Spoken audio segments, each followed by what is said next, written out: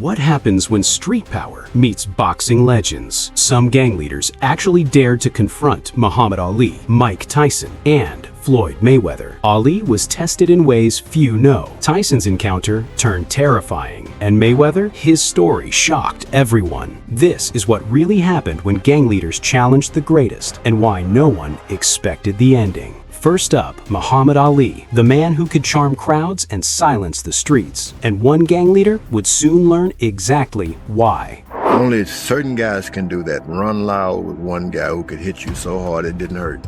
You got into further trouble, didn't you, while you were in prison? Well, I got, of course... What do you mean you got... Don't throw it away like that. The year is 1975. Muhammad Ali is deep into his second act, back from exile after being banished from America in 1966.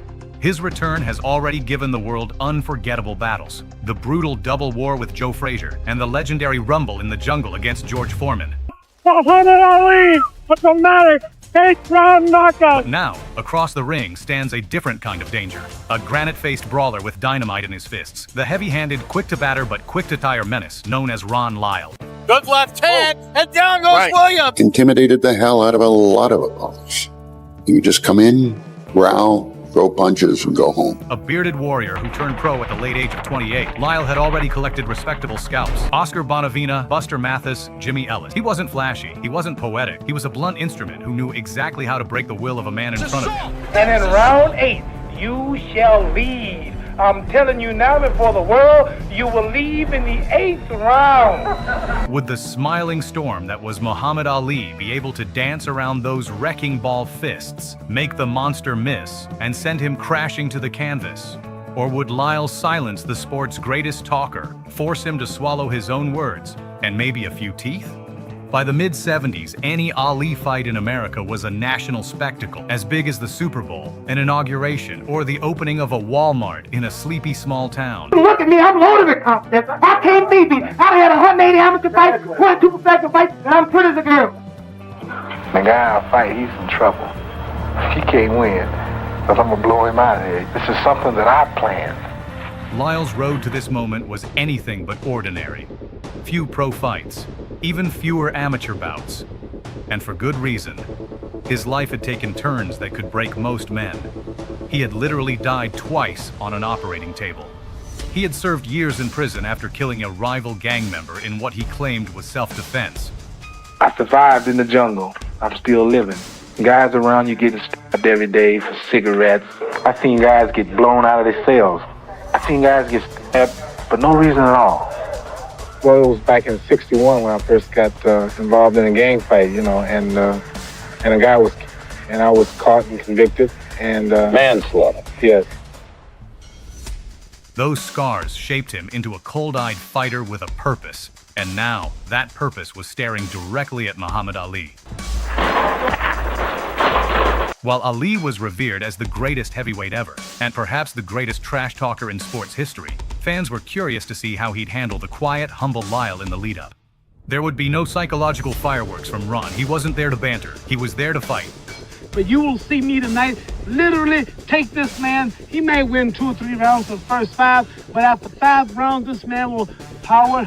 He'll just be completely exhausted. Obviously, the champion enters tonight's fray, shaken with a full loss of confidence. Shaken. Fight night, May 16th, 1975. Lyle tried to channel the icy intimidation of Sonny Liston or George Foreman, locking Ali in a death stare during the walkout. But Ali, ever the showman, grinned, bounced, and loosened his hands like he couldn't wait to start painting his masterpiece. When the bell rang, the crowd roared, and history began to write another page. Now the bell for round 1, the 2 men in the middle of the ring. I will not try to kill him, Lyle said in our pre-fight talk. Ali covering up. So far, Ali hasn't thrown any punch. Remember what Ali said. He might win 3 of the first 5 rounds, but he's got to go by the 8th. Only once was Ali heavier. Seems to be a little bit of blood out of Ali's nostril. Now Ali's corner is yelling, "Stick him, champ." Oh, a quick right by Ali. Ali with a right lead. The left foot in front of the right foot. Ali is talking to Lyle, taunting him. Oh, a good quick left and right by Ali, his best blows of the night. Lyle trying to fight back, coming in with a right. No question, Lyle has no fear of this man. After a sharper second round from Ali, Lyle entered the third with a more calculated approach, targeting Ali's ribs and arms with heavy hooks, trying to cut off the ring, staying active but guarding that fragile gas tank. He worked the body, looking for any crack in Ali's defense. The ropes. This is the way to fight Ron Lyle, with movement to chronic slow, sticking as Ali just did with the left.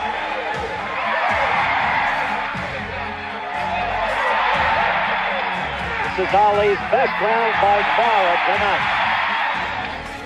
Lyle's right, only glance. Sixth round action, quickly, Ali moving again, a little evidence. By round 6, Ali was done letting Lyle dictate the pace. After 5 rounds of measured patience, he flipped the switch, flashing his signature footwork, whipping fast jabs into Lyle's guard, darting in and out like smoke.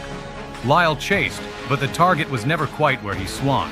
Still, he survived the round. Lyle got in a good right to Ali's head then. I suppose in a purist boxing sense, it's an interesting fight. Ali is now covering up as Lyle goes after. There's more of the Muhammad Ali Ron Lyle World Heavyweight Championship fight. Now let's pause for this message from our local station.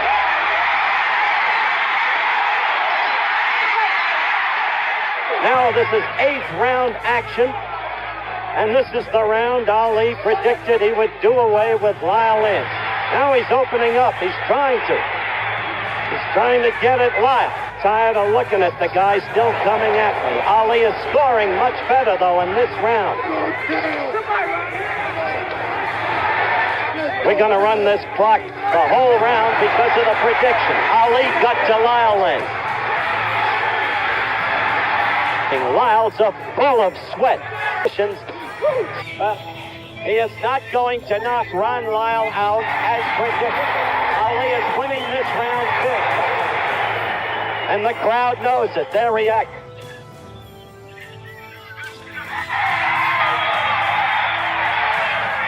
Ali went after Lyle. He hurt him in the 8th round.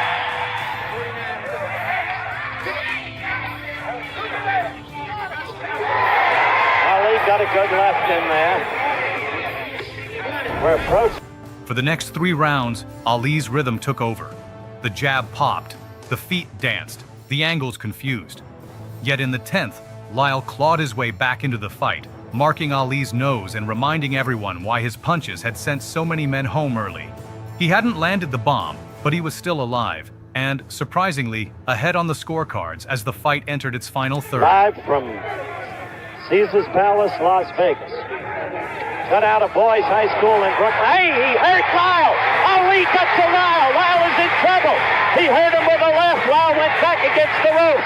11th round action, and Ali in command. He's staggering. This time Lyle is ready to go. Look at that. Muhammad Ali. This is Muhammad Ali from nowhere. The left got to Lyle. Sent him back against the ropes. Ali in total command. Being separated now. The fight is stopped by referee Bird Hernandez. In the end, it was the same old story. Ali kept his crown.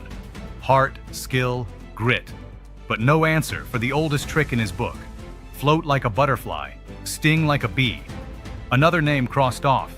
Another chapter in a legend that only grows taller. But if you think that was intense, wait until you see what happened when a young, ferocious fighter named Mike Tyson faced men who thought they could intimidate him. Tyson's encounters left even the toughest street fighters shaking. Pulled his glasses off. Did you see his eye?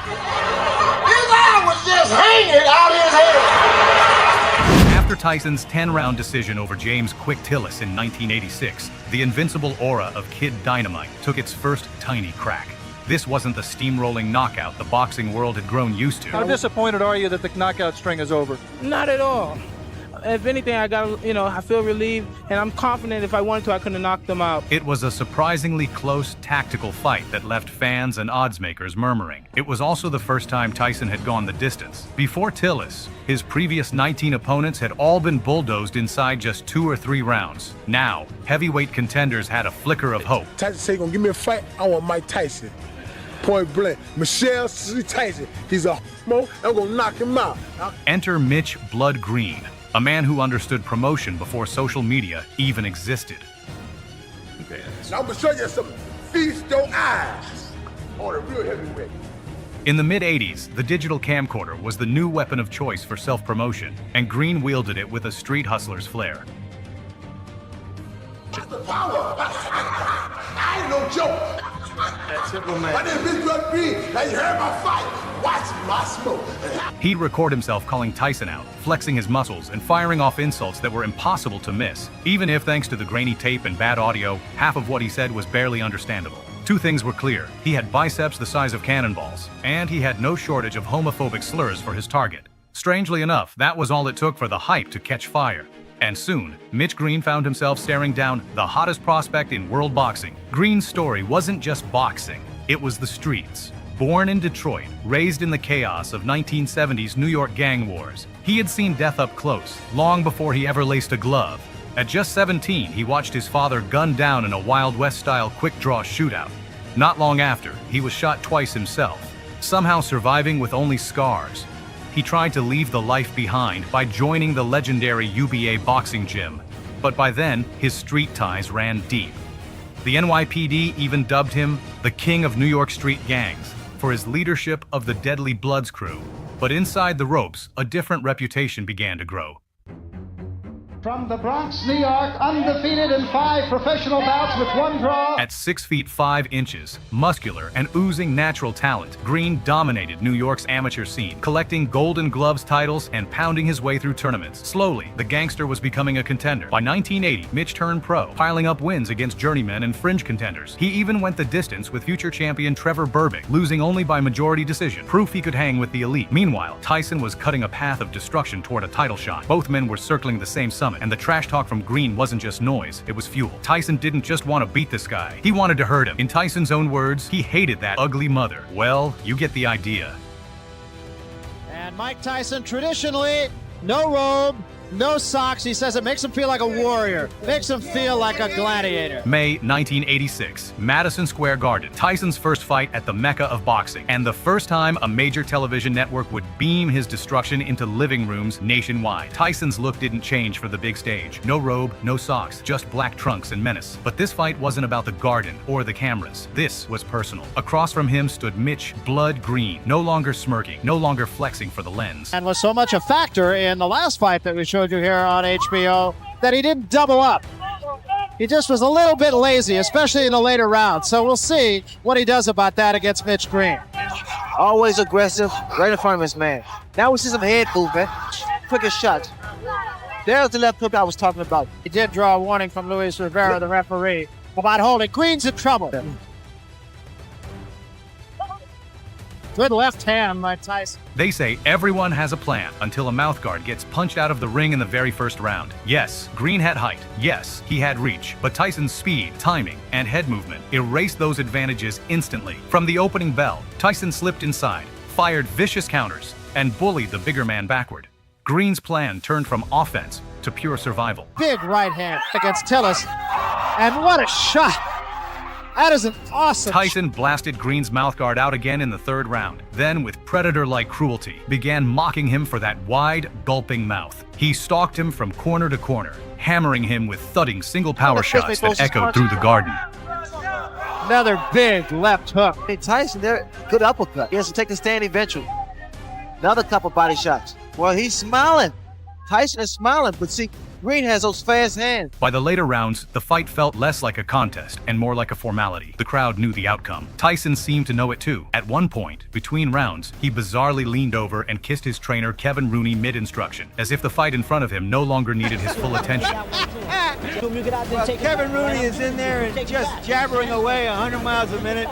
Mike Tyson leaned over and just kissed him. Tyson tried to close the show with a knockout, but Green wasn't interested in going out on his shield. He clinched, grabbed, and leaned, smothering Tyson's offense long enough to survive. On the scorecards, it was a landslide, Tyson winning 9 out of 10 rounds without question.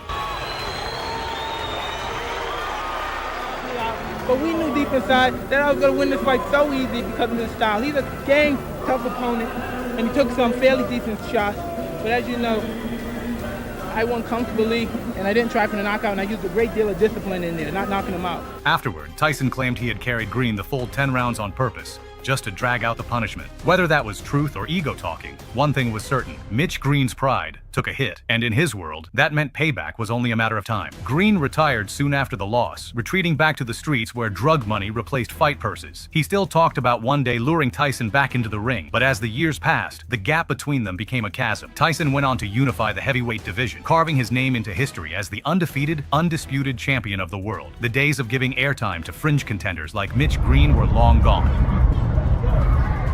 It took 2 years for their paths to cross again, but this time, the meeting place wasn't Madison Square Garden. It was Mitch Green's home turf, the streets. In the early hours of August 23rd, 1988, word reached Green that Tyson was nearby, shopping at a local clothing store in Harlem, a store in Green's territory. Tyson had come for a luxury leather jacket, handmade by his friend at the famous Dapper Dan's. But as he browsed with his entourage, the door flew open, and in stormed Mitch Green, alone, high on angel dust, and spoiling for a fight. He demanded Tyson either give him a rematch or hand over cash on the spot. But Tyson was no stranger to street confrontations. He grabbed Green, dragged him outside, and unleashed a barrage. Witnesses said it lasted no more than 15 to 20 seconds. But in Tyson time, that was more than enough to leave a man badly damaged. There's no video of the brawl, despite the clickbait thumbnails you might see online. But eyewitness accounts all tell the same story. It was one-sided, and it was violent. The only exception was Mitch Green's version, in which he claimed Tyson sucker punched him and ran.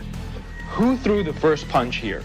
He did. He sucker punched me because he's with his friends, you know. And when he hit me, like I said, I couldn't get a chance to get to him like I wanted because everybody was like pulling me, you know, holding me, like so he could get away from me, so he could get away. And he ran from me. Green was certain that the street fight's media coverage would be his ticket to a rematch, but he'd already burned too many bridges in boxing, even threatening promoter Don King in the past, effectively blacklisting himself from any serious payday in the sport. When the rematch never came, Green turned to the courts, filing a $20 million lawsuit over the injuries he claimed to have suffered. He walked away with $45,000, ironically about the same as his purse from their professional bout 2 years earlier. Yeah, I remember seeing Mitch Green's eye after that. It was like, he broke his socket. Broke the eye socket, yeah. He broke his eye socket. Yeah. The eye socket.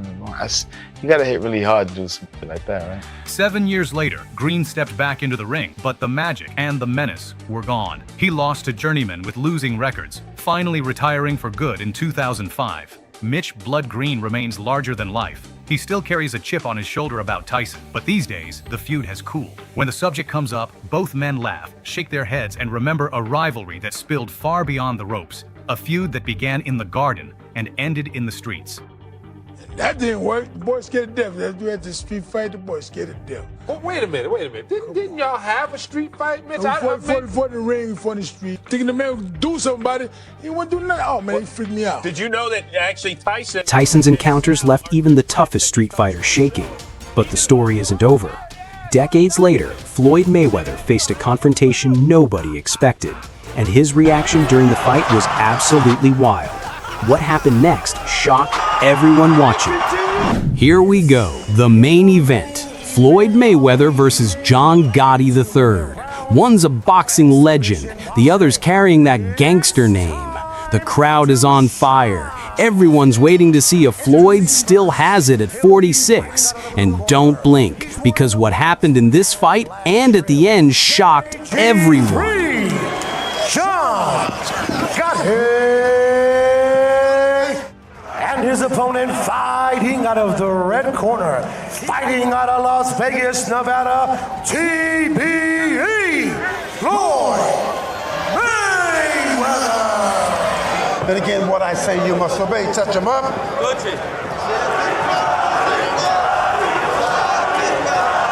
John Gotti III, he brought a big crowd with him from New York to making some noise for him. There's too many people. You can't move around here. TMT security is trying to clear up the corners. Still way too many people. Yeah, they're trying to clear the corners out. I need to make sure. So everything's being cleared. And he's not playing. From the opening bell, Floyd looked calm, smiling, even laughing, like he was sparring at the gym. Meanwhile, Gotti came in serious, throwing wild shots, hoping to land something big.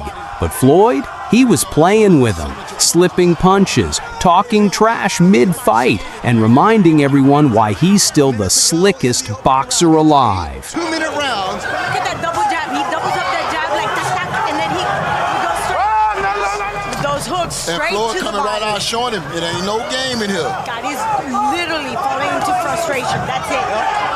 Skills pay the bills. Floyd don't care. First round, scheduled for 8. Hopefully we survive here, Clyde and Antonio. A minute to go in the round.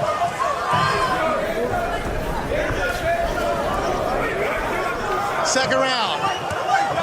And let's be real, it's crazy. The man is pushing 50 and still sharper than guys half his age, dodging Gotti's bombs like nothing, landing clean counters whenever he wanted. Floyd turned the ring into his playground. I must admit, Gotti looks like a fighter. Yes, he does. His poise, redness on the face of Gotti in the second round. Floyd just playing around. Oh no, he closed his eyes and everything. Great round, great round. He's positioning him with the jab, and then he just goes and he's pulling his hook. Like he having too much fun there. He might get this over a little shorter than 8. He's doing whatever he wants. He actually positions him. We're under the fight is on the way. You guys gotta move this way, bro. I can't see. Nice. Did you see those reflexes? The trash talking. Oh, absolutely. That's what makes a showman a showman. Every time Gotti tried to step in, Floyd had an answer. Jab to the body, slip, counter, smile. The crowd was loving it. Floyd was clowning, and Gotti was getting frustrated fast. Starting out with that jab. That's it. Off the ropes.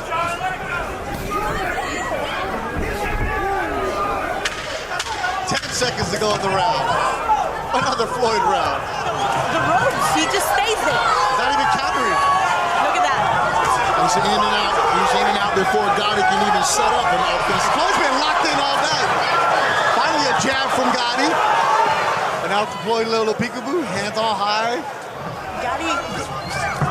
Shit, I think Floyd trying not to get touched. Gotti's really talking. Be careful.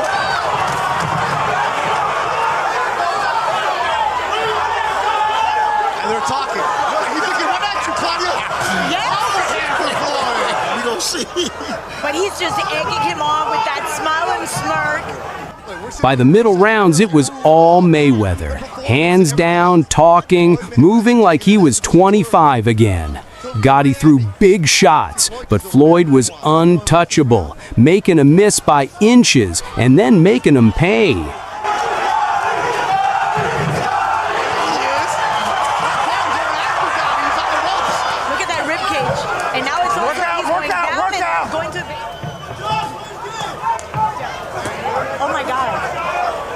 That smirk. And that smile. Yeah.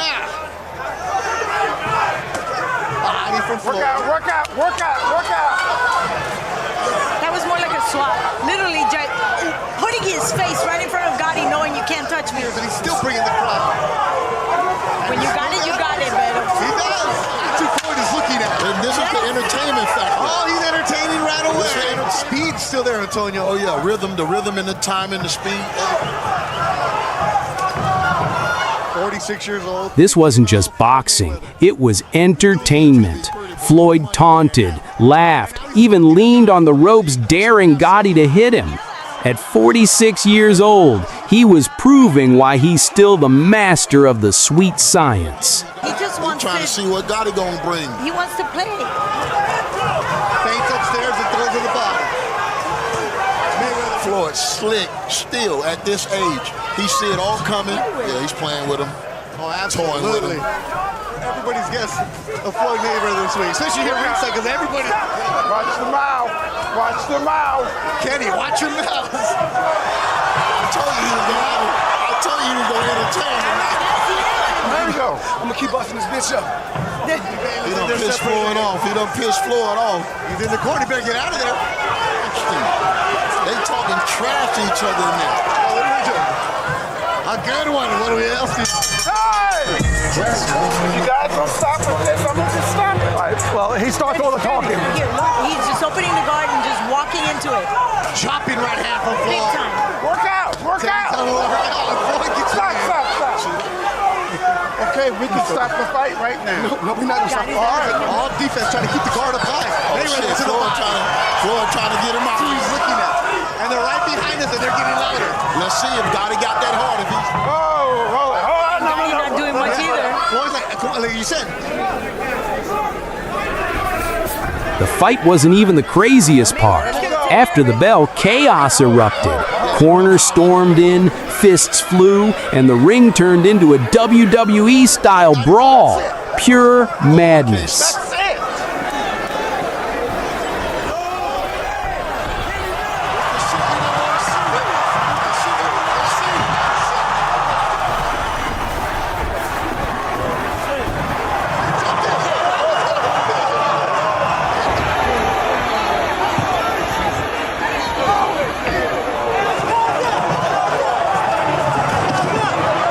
3 legends faced real danger outside the ring, but the real question remains, who's the GOAT? Ali, Tyson, or Mayweather? Comment your pick below. And if you want to see the living GOAT of our time and why he deserves his place among the greatest ever, check the link in the comments for Is Terence Crawford the GOAT? Crawford did what even these legends hadn't done before, dominating in ways that shocked the boxing world and proving why he belongs in the conversation with the greatest of all time.